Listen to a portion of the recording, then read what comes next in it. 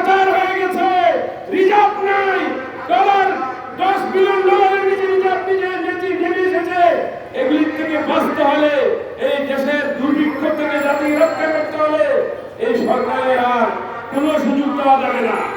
এবং একটি কথা বলতে চাই, আমাদের গৌরবের ইতিহাস, এদেশের সেনাবাহিনী এক দুজনের অপরাধের জন্য গোটা সেনাবাহিনীকে কলঙ্কিত করা যাবে না।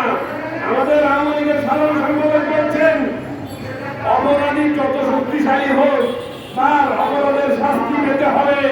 এজন্য আজিজ রঞ্জিতদের শাস্তি পাওয়া আজকে সময়ের দাবি, তাদের বিচার হওয়া উচিত জনতার আদালতে। আজকে আমরা আন্দোলন সংগ্রাম চালিয়ে যাচ্ছি, দাবি একটাই, দেশে একটা সুস্থ, সুন্দর, নিরপেক্ষ তত্ত্বাবধায়ক সরকারের অধীনে নির্বাচন।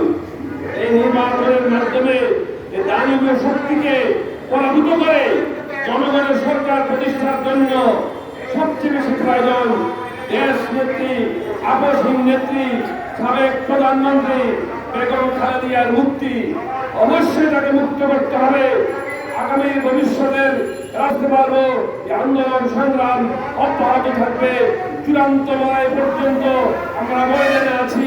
আল্লাহ তাআলা আমাদের নাসরুল মিনাল্লাহি ওয়া